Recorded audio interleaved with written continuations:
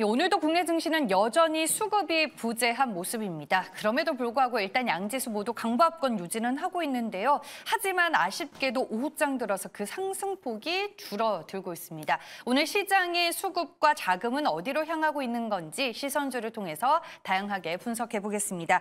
SB인베스트 유세벽 대표 나와 계십니다. 안녕하세요. 네, 안녕하세요. 네, 제가 이제 여전히 수급이 좀 부재한 시장이다라고 앞서서 표현을 해봤는데 오늘 수급에 기반한 국내 증시 흐름 좀 어떻게 보셨을까요? 오늘 박스피, 오늘을 비롯해서 이번 주 내내 약간 그 박스피의 모습을 탈피하지 못하는 이런 흐름들을 보여주고 있는데 지난주에 이런 말씀을 드렸던 것 같아요. 성급한 접근보다는 한 템포 여유를 가지고 좀 시장을 바라봤으면 좋겠다라고 말씀을 드렸는데 저는 이제 7부 능선은 어느 정도 넘어왔다라고 생각을 하고 있어요. 지금 오늘 같은 경우에도 이번 주 같은 경우에 수급적으로 굉장히 좀 힘들어하는 모습들을 보였지만 그럼에도 이제 그 7부 능선을 넘었다라고 얘기 드리는 근거는 연준에서 금리 인하를 2회 정도 인하할 것이다라는 그런 얘기들이 계속적으로 나오고 있고 거기에 따라 위험자산 선호 심리가 계속적으로 올라간다라면은 우리 국내 시장 증시로의 그 패시브 자금이라던가 외부 자금들이 계속적으로 유입될 수 있다라는 점을 좀 근거로 들고 싶고요. 그리고 다음 주에 수출 발표 데이터가 나오는데 이 고환율에 따른 그런 그 식료품, 화장품 섹터 이쪽도 한번 계속적으로 리레이팅 되면서 지속적으로 관심을 보여줄 것이다라고 보고 있습니다. 그래서 전반적으로 이번 주는 좀 아쉬운 흐름이었지만 다음 주를 좀 더 기대해 볼 수 있는 그런 흐름이지 않았나라고 생각을 합니다. 네, 이번 주 시장이 비록 눈치 보기 장세의 흐름이 연출이 됐지만 그래도 다음 주를 필두로 시장 분위기는 나쁘지 않을 것이다라고 얘기를 해주셨습니다. 이제 섹터로 가보겠습니다. 오늘 외국인과 기관이 주력하고 있는 섹터, 제가 봤을 때는 좀 차별화가 있는 것 같은데 보시기에 각각 어디에 집중하는 것 같나요? 지금 딱 보더라도 네. 오늘 제가 가장 눈여겨봤던 sek터는 아무래도 해운 섹터이지 않나라고 보고 있어요. 네. 지속적으로 얘기가 나오는 거는 상하이 운임지수가 11주 연속 상승하고 있다.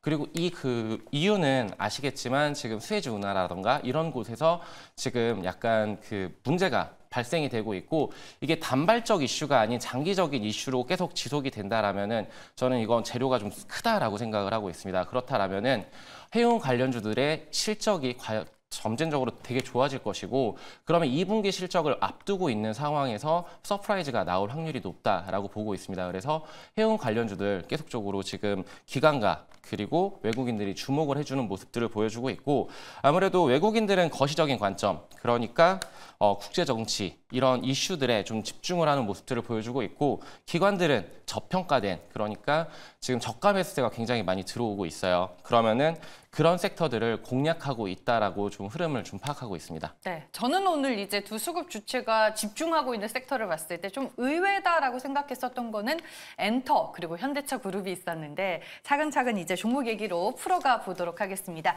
외국인과 기관이 선택한 수급 특징주 뭐가 있는지 지금 바로 공개합니다.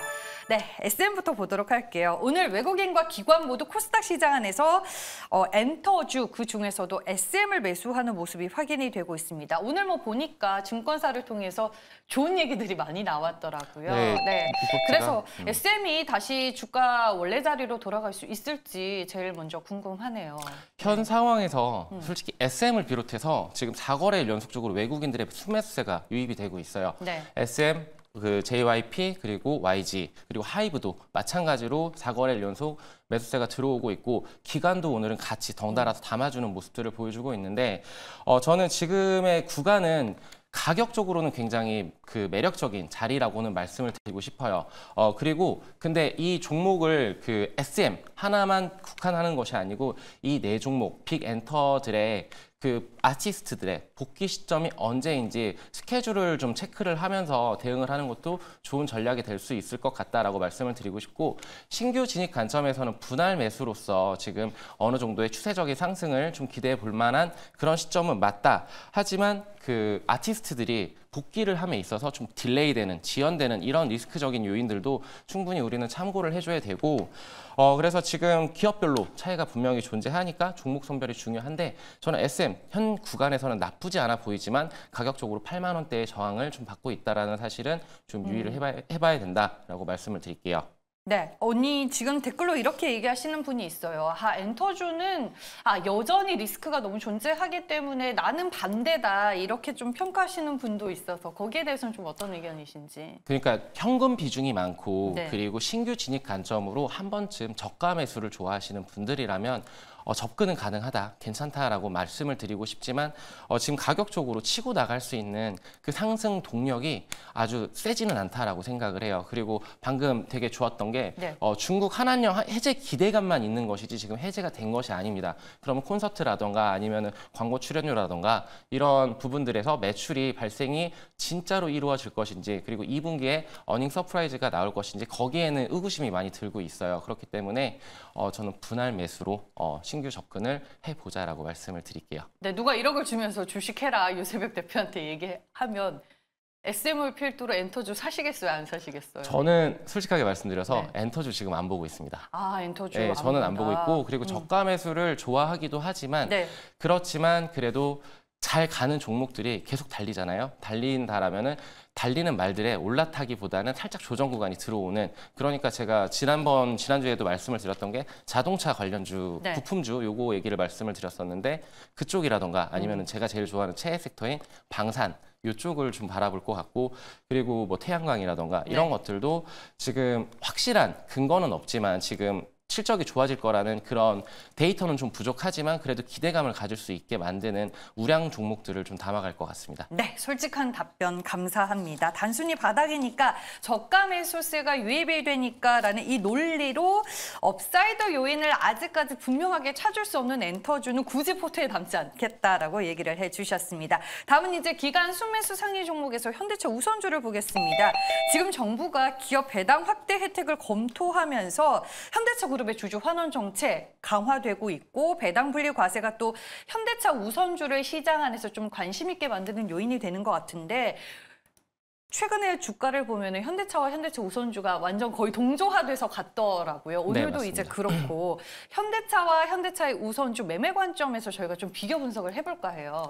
우선 지금 현 시점에서 매매 관점으로는 네. 저는 조금 보수적인 의견을 좀 드리고 우선주 싶고 반대. 우선주를 반대한다, 현대차를 반대한다가 아니고 네. 지금 가격대가 둘 다 높아요. 너무 굉장히 높아서. 높아요. 그렇기 때문에 신규 진입 관점으로는 지금 네. 보유자의 영역이지 신규 진입으로서 과연 이 자리에서 들어갈 수 있을 것인가를 한번 의심해 보고 싶고 그렇기 때문에 그런 의견을 드렸던 거고 네. 어저께 리포트가 굉장히 좋은 것이 나왔어요. 메리츠 증권에서 나온 리포트인데 우선주 관련해가지고 2014년도 삼성전자와 굉장히 흡사한 흐름을 보여주고 있다라는 리포트가 나왔는데 첫 번째로 실적 호조에 근거해서 배당금의 가파른 확장 전개가 흡사하고 그리고 올해 배당금이 우선주 같은 경우에는 13,100원으로 약 7.5% 상당히 고배당주죠. 그럼 상당히 메리트가 있다라는 얘기를 하고 있는 거고 두 번째로 대규모 자사주 매입 가능성인데 지금까지는 현대차가 주주 재고 가치 관점에서 이런 한 적이 없어요. 네. 없는데 지금은 그룹 오너 일가에서 계속적으로 밀어붙이고 있습니다. 그렇다면 한다라는 얘기거든요. 먼저 했던 곳이 기아인데 기아에서는 1조 원 규모 이렇게 할 것이다라고 이렇게 지금 현대차가 이제 그 정도로 예상을 하고 있기 때문에 주주환원 정책을 정말로 확실하게 펼쳐준다라면은 저는 현대차 우선주도 굉장히 치고 나갈 수 있는 그러니까 2014년, 15년도에 보여줬던 삼성전자 우선주와 비슷한 흐름을 보여줄 것이라고 말하고 싶어서 현대차 우선주도 봐야 되지만 근데 둘 다 좋지만 그래도 요거는 약간 엄마 아빠 같아요. 그런 흐름이라고 보고 있기 때문에 저는 배당을 좋아하시는 성격이 완전히 다르잖아요. 배당을 네네. 좋아하시는 분들이라면 지금부터 조금씩 모아가시는 것도 좋지만 지금 가격은 높다라고 말씀을 드릴게요. 알겠습니다. 두 종목 모두 투자 매력은 충분히 있는 종목이기는 하지만 매수는 하기에 부담스러운 가격이니 보유자의 관점에서 좀 보자라고 조언을 해주셨습니다. 다음 종목은 오늘 기관이 코스닥 시장 안에서 픽하고 있는 바이오다인입니다. 키움증권 그리고 유진투자증권에서 이제 관련 리포트가 나왔더라고요.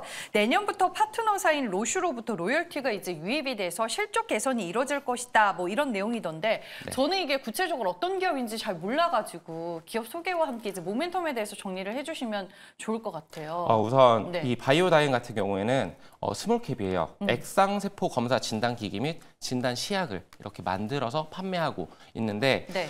지금 그 시장에서 주목을 받았던 거는 6월 10일 날 갑자기 쭉 치고 올라왔어요. 가격대가 12,000원대에서 15,000원대로 갑자기 치고 올라오는 그런 주가 흐름을 보여줬는데 이게 왜 그렇냐라고 봤었을 때 리포트 영향이었어요. 리포트에서 굉장히 좋게 바이오다인에 대해서 시총이 지금은 4천억 규모지만 8천억까지 성장할 수 있는 그런 종목이라고 리포트가 조명이 되면서 이렇게 올라왔는데 그 리포트의 세부 내용을 좀 보게 됐었을 때 WHO, 그러니까 거기에서 자궁경부암에 주력하고 있는 그 자궁경부암이 아무래도 세계 암 발병, 여성 발병률의 2위잖아요. 세계 2위 자리인데 그거를 미리 조기 진단을 했었을 때는 완치율이 70% 가까이 됩니다. 68% 정확한 수치로는.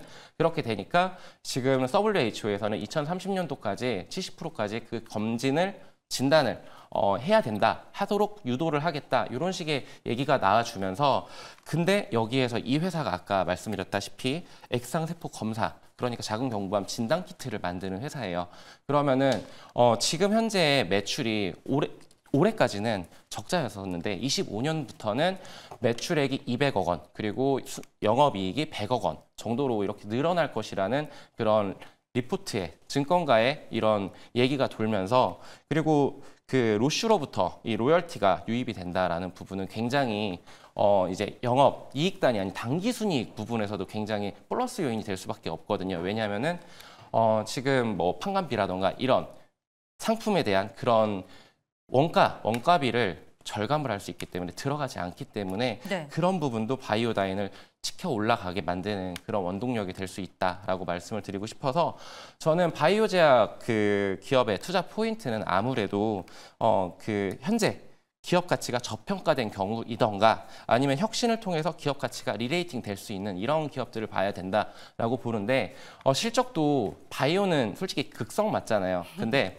극성 맞은데 그 실적에 좌지우지되는 그런 업종은 아니에요. 신약 개발이라는 근데 지금은 거의 신약 초기 단계 이런 것들이 많은데 4분기에 그게 실행이 이제 매출로 찍혀 나오기 때문에 저는 바이오다인은 한번 주목해보자라고 말씀을 드리고 싶어요. 그러니까 지금 포트에 뭐 펩트론이나 유한양행, 알테오젠 이런 제약바이오가 없으신 분들은 바이오다인을 한 번쯤 담는 거 괜찮다라고 보시는 네, 거죠? 괜찮다고 그러면? 보고 있습니다. 저도 네. 이 종목에 대해서 솔직히 잘 알지를 못했어요. 오늘 잠깐 이렇게 리포트를 보면서 괜찮은 것 같네. 근데 가격이 지금은 살짝 부담스러울 수는 있겠다. 그러면은 저는 약 한 13,000원 부근까지 밀려준다라면 단기적으로는 한 16,000원까지 한번 바라볼 수 있을 것 같고 지금 여기에서 매물대를 소화한다라면은 다시 계단식 상승을 보여줄 수 있는 종목이 될 수도 있겠다라고 생각을 하고 있습니다. 네, 알겠습니다. 키움증권 허혜민 애널리스트가 쓴 보고서를 여러분들도 참고를 해보시면 좋을 것 같습니다. 그럼 이제 탑픽 종목 마지막으로 선정해 보겠습니다. 어떤 종목일까요, 대표님? 저는 HMM 가지고 왔습니다. 네. 해운주, 뭐 앞서서 좋게 본다라고 힌트를 주시긴 하셨는데 투자 포인트와 함께 가격 전략 들어볼게요. 우선은 중국 경기가 회복이 되고 있다라고 지표적으로 숫자적으로 정확하게 찍히고 있지는 않지만 그래도 그런 얘기들이 계속적으로 나오고 있고 리포트들도 계속적으로 발간이 되고 있습니다. 나오고 있습니다.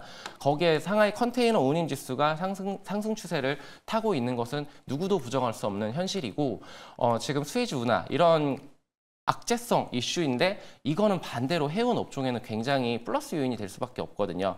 그러면 매출과 영업이익이 2분기 실적 발표를 앞둔 현 시점에서 저는 서프라이즈가 나올 것이라는 이런 예상이 어느 정도 들어맞지 않을까라고 보고 있고요. 지금 가격적으로도 2만 원대에서 약간 지금 주춤하고 있는데 이 저항 라인만 돌파를 해준다라면은 기존에 23,000원 부근까지도 다시 한번 치고 나갈 수 있는 충분한 종목이라고 말씀을 드리고 싶어요. 제가 가장 좋아하는 종목은 어찌 됐던 간에 실적으로 얘기를 화답을 해주는 그런 종목이라고 말씀을 드리고 싶어서 손절 라인은 좀 타이트하게 좀 드리고 싶어요. 왜냐하면 이 추세가 무너진다라면은 그 또한 이 주가 정말 기회비용도 날리게 되는 것이고 그리고 손절을 잘해야 주식을 잘하는 거잖아요. 그렇기 때문에 18,500원 손절가 라인 드리도록 하겠습니다.